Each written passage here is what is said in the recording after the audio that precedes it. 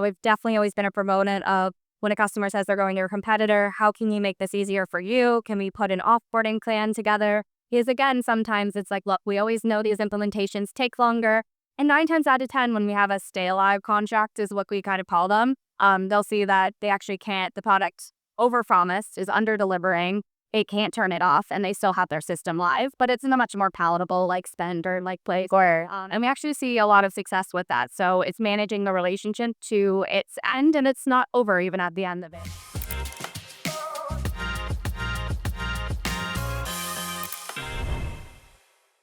Hi, I am Jenny Calvert coming at you live from Pulse Europe in Dublin. And really excited to be here with Eleanora White from Supermetrics. It's nice to see you on this side of the pond as we usually engage over on the States side. And this is a little bit of home away from home for you. Yes, just a little bit. So Supermetrics, for those unfamiliar, is based out of Finland. I sit and reside over the customer success and solution architects team globally, but I'm based in Boston. Amazing. All right, let's jump right in. Obviously, we're at Pulse. Conversation's all about the agentic era and AI. So how are you prioritizing and strategizing heading into next year, all things AI? What does that look like for you in Supermetrics? So it's actually, we're super fortunate. Our internally in our team and our product jumped a brand to market to start actually marketing agentic AI into our product directly, which like helps marketers. But because of that, we also have some internal benefits of our team really trying to make some big bets in agentic AI, also for internally what that means within our team.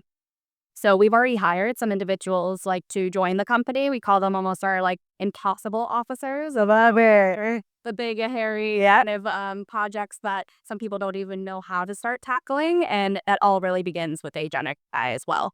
So the timing could not be better to start having these conversations because 2026 planning is also happening at the same time.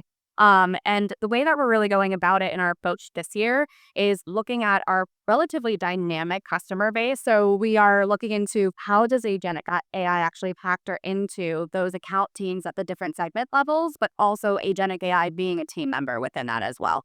So we're starting out at the different levels and segments. What are the different needs or agentic agents that you really need for customer success? And that definitely does differ when you look across the different segments.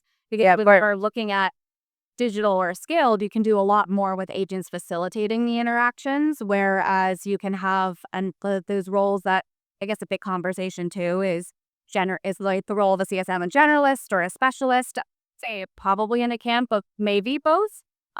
Generally just because I think you'll never get away from that at your highest segments, your global strategic accounts, you're going to have to be specialized. But the way agentic AI flows into that for that level of personalization to prep for those more specialist insights you're not sure is going to be a lot different. Whereas when you look at your longer tail customers or those are on your entry level packages or just getting started in their marketing strategies, they're going to be ones that can really facilitate a lot for your agent experience. So I think generally your 4 CSM these days to me is going to go back but core to the generalist role. I don't think we're going to get away from that, but I think that's because the specialist information come through those agents that you're designing to make sure that your CSMs can work at scale and still deliver. Yeah, it makes a lot of sense that the expert lens, if you will, being able to come through agentic offerings and things like that.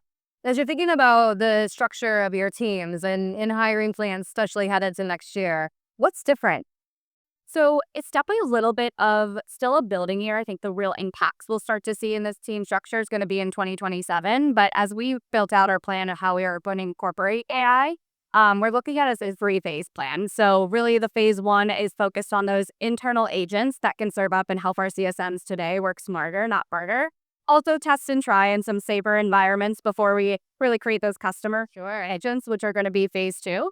And then from there, we want to create those autonomous agents that are going in and also helping to correct or find opportunities, even pressure testing agents that you've created. So creating those agents with certain minds, like actually like kind of have conversations with themselves and also challenge the data that is being provided. You get much more intelligent, even answers coming from an insights that you don't necessarily have to like you validate as a human will never get away from.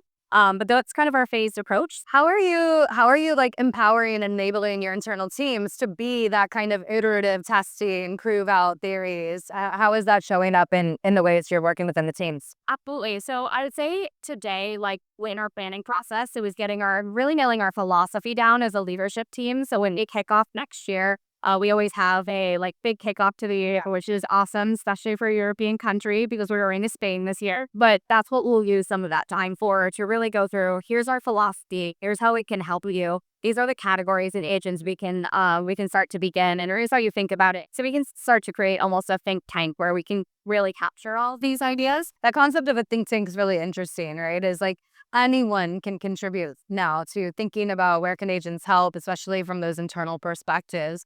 Who's been suspecting or surprising in bringing some of the things that agents can do for you internally forward? Any surprises there? Um, That's actually a really good question. I think they've definitely been in line with like some of the directions that we've been taking, but I think in general where the really like niche and interesting ideas come from, and this is maybe where a lot of people and CSMs feel their pain, is the truly like built-in house internal tools that come with some friction. That sometimes we can't get around to super niche individually to us, and some of those AI ideas of how like our systems that we build internally can work and perform better with ARP as well are those ones that are like very cool. Sometimes the hardest rocks to move just from an infrastructure perspective. So that like some light like touches with AI could be 10x better. And it improves the daily quality like of your CSMs, which we already know are under fire from so much, of course, internally, externally. Yeah. If you can remove any of that friction, is enormously helpful. Super helpful. I think those are probably maybe the most surprising because as a leader, you sometimes think in your industry context, but it's those small things that really move the needle, looking at where your CSMs spend their time most. Amazing. And I know you've got some hiring plans. Yes. How has your key personas or the profiles of what your ideal CSMs look like, how has that changed as we move into the agentic era? I think generally, always historically, no matter what, you've been looking for those CSMs who really have a hunger for learning and understanding their customers' business. But I think that ability to learn fast and that natural authenticity for wanting to go deeper and understand and prompt the right question to the AI really will set those CSMs apart as we grow. Having the natural curiosity, that authenticity, those are always the CSMs that I think always succeed because customers can sense that as well. You're asking those really great discovery questions. So, for example, we had used a product earlier this year to like record our calls. And we were going through that, and sometimes the quality that you get in the insights is only as good as the questions being asked on those calls. So those like CSMs were really understanding how to ask those leading questions so AI and agentic AI can do its job are going to be so important, relevant.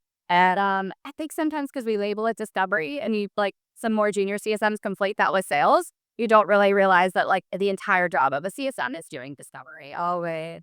Yeah, that insatiable curiosity, asking the great questions, and to your point, so that the tools that we have at our disposal become even more valuable, right? Again, it's the data in, insights out that matters in conversations that they're having with customers. So And now with AI, it's changing the game. You can grab the insights and like actually automatically log it, but you have to focus on is being present in that call, which is great. I remember back in the day, you rushed notes out. You wanted to get the QVR reply out within 15 minutes. You had it preloaded, and you couldn't actually just sit and really be present on the call because you needed to make sure you got all destination. So even those small wins that we're getting with CSMs, it just really increases the value of the human-led interaction. And that is where we need to be placing the most value because CSMs are going away. It's just what we're getting out of it is really the human level of that interaction, where specifically in that journey, it brings the most effort or impact to the customer. yeah, it's so important.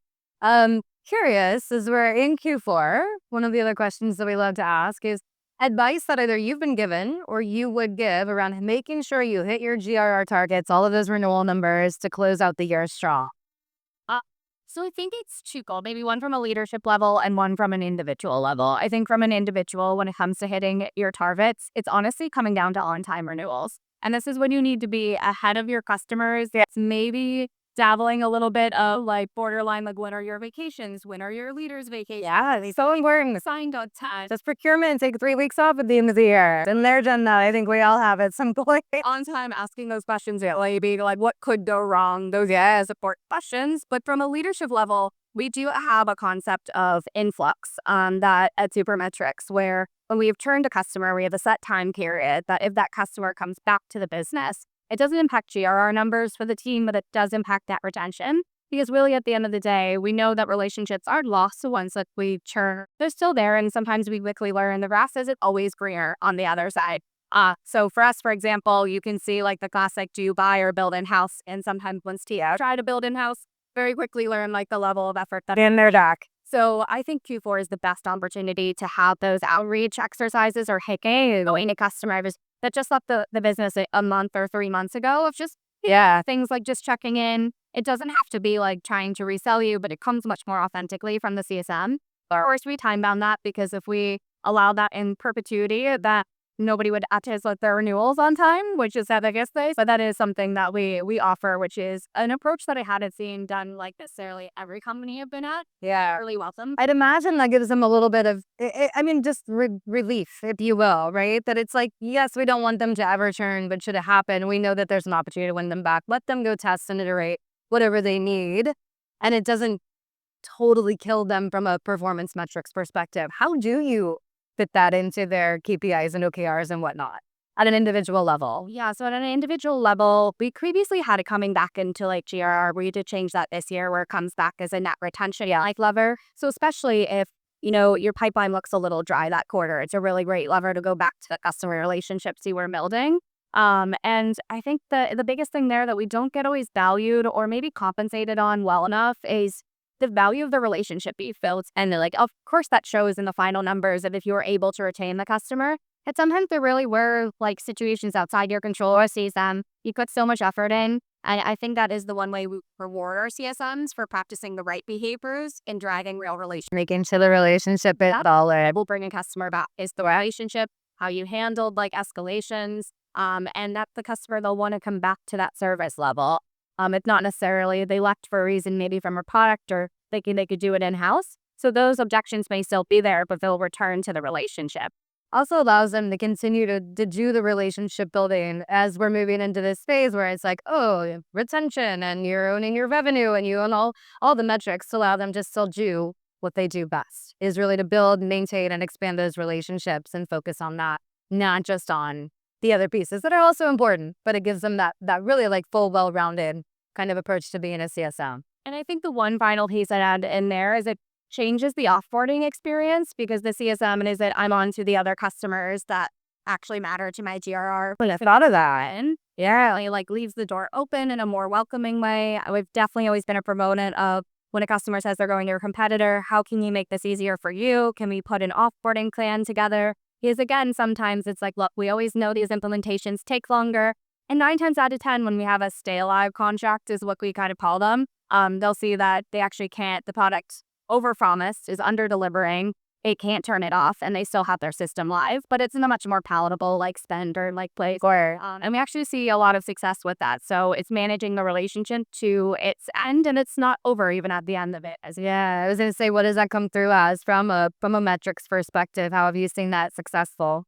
It's definitely, I feel like a number that when we analyze and present churn, it's really important to then talk through contraction and some of the exceptions that we like that sometimes we issue, but is this a part of an offboarding plan? Because what we've actually seen is a fairly successful success rate. We've highlighted this first actually in North America, but we had a like pretty fair like success rate that at the time it was a small sample set, but I want to say at least like 4 out of 10 customers actually ended up going into another enterprise package from like this stay alive like approach. So it was a short diff if you look at the normalization GRR of it lowering, but then they came back at even a time to expand like that would potentially, wow. Looking at that lifetime value metric and doing number analysis on that will like obviously show you some amazing numbers. But again, sometimes when you're reporting financials, it's not showing the same immediate book value. But if you show the long game instead of the end game, you can really start to like see the impact over time. Yeah, incredible. I just love that perspective, that point of view, and how it is enabling not only the organization but your teams and all of that. So, all right, final question for you, Eleanora. What are you most excited about heading into next year? Actually, and the whole reason we're at Gainsight as well is we're advocating to purchase a CSP for Supermetrics. So Obviously, Gainsight is up for consideration, or they're definitely high on that list. So getting to see all the really cool features and functionality and even the art of like world of the possible and what we can do in terms of just our team's efficiencies where we know the pain points are. We have a really large customer base actually, and the bulk of them are actually more in our self-service business. Sure. So as we've been talking about today, treating every customer like you're about that customer, I'm very like adamant about that as well. And how do we make sure that that digital backbone that we have, if you will, is a journey we're carrying through even to the enterprise segments, so then we can make those human-led engagements even more value. Talking the talk, walking the walk. It's incredible. It's been such a pleasure hanging out. Eleanor White from Supermetrics. Loved getting to hear just about how you're engaging with AI, your strategic approach, building in-house, thinking externally, empowering and enabling your teams. You're a gem. Thank you so much. Thanks. Thank you.